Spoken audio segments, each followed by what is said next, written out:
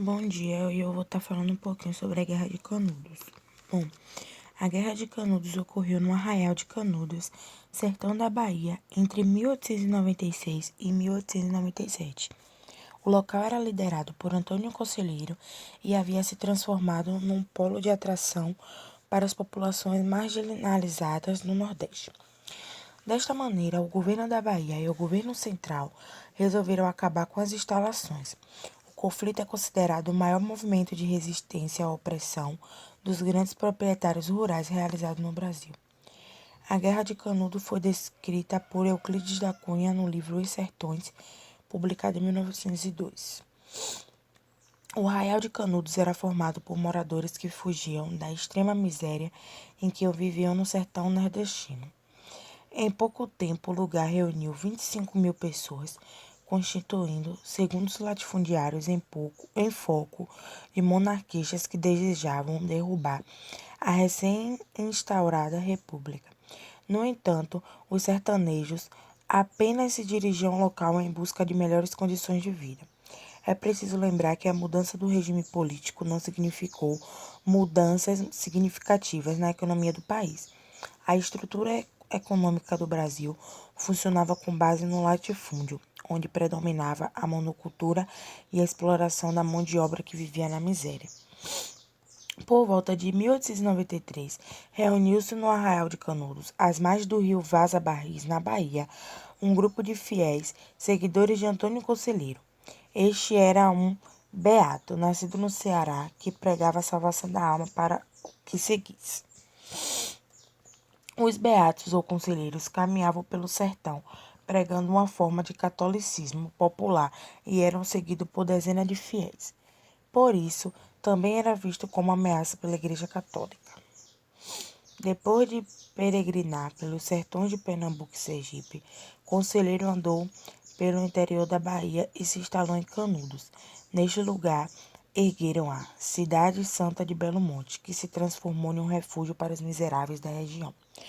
Canudos era uma comunidade onde inexistiam diferenças sociais, onde os rebanhos e as lavouras pertenciam a todos.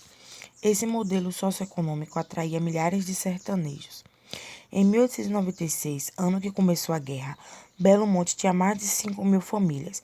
A defesa do reduto era mantida por ex-jagunços, homens que trabalhavam com segurança para fazendeiros ou ex-cangaceiros, pessoas que viviam em bandos do sertão e atacavam as propriedades rurais. Para os sertanejos, o arraial era a terra prometida, porém, para os padres que perdiam fiéis e os proprietários da terra que perdiam seus trabalhadores, era um reduto de fanáticos que devia ser eliminado. Padres e coronéis pressionaram o governador da Bahia para destruir o arraial.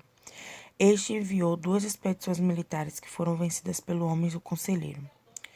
O vice-presidente Manuel Vitorino, que ocupava a presidência como substituto de Prudente de Moraes, enviou a terceira expedição comandada pelo coronel Moreira César. Para o governo era uma questão de honra militar e nacional aniquilar os fanáticos. Contudo, essa expedição foi derrotada e Moreira César morto em combate. As sucessivas derrotas militares se explicavam pelo fato da grande maioria dos soldados desconhecerem a região da Caatinga, tão familiar ao povo de Canudos. Além disso, os homens do conselheiro lutavam pela sobrevivência e pela salvação da alma, acreditando que tratavam uma guerra santa.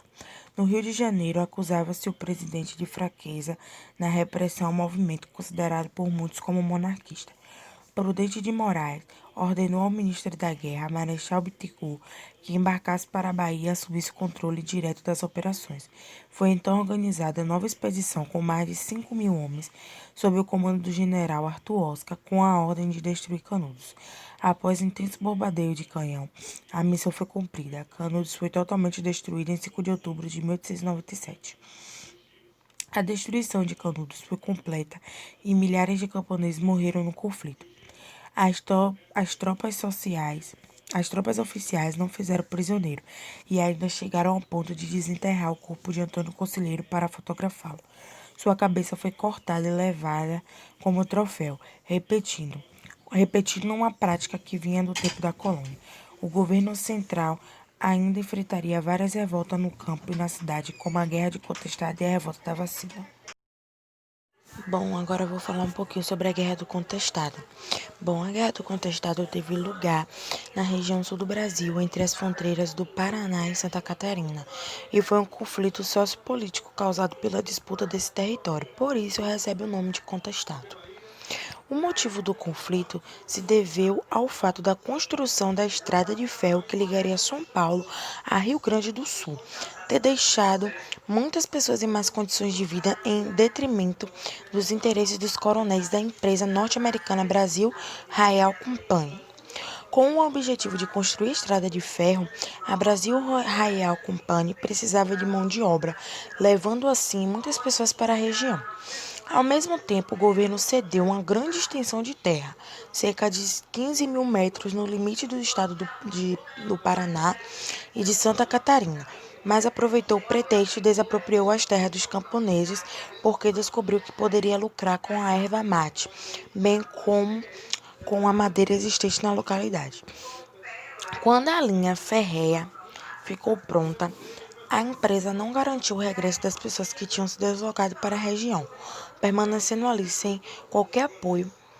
Acresce ainda o fato de os camponeses terem ficado desempregados e sem as suas terras para trabalhar, situações que provocaram um empobrecimento da população dessa região. No momento de grande dificuldade para a população, surge José Maria de Santo Agostinho, um monge peregrino que se sensibilizou com a situação dos camponeses, os quais respeitavam muitos peregrinos e qualquer movimento messiânico. Assim, José Maria logo ganhou adeptos. Sem autorização do governo, José Maria, que entre suas pregações falava do fim do mundo nos anos 2000, era contra a República e tinha fama de curandeiro, porque estudava as ervas e com elas auxiliava muitos doentes. Fundou uma comunidade a fim de receber os oprimidos, Quadrado Santo, razão pela qual a governo de Contestado ficou também conhecido como Guerra Santa. Preocupado com o desenrolar dos acontecimentos e alegando que o monge era um desordeiro e o inimigo do governo, este envia soldados para a região a fim de perseguir o monge e seus seguidores, e com o objetivo de desmanchar a comunidade e obrigar a retirada dos camponeses.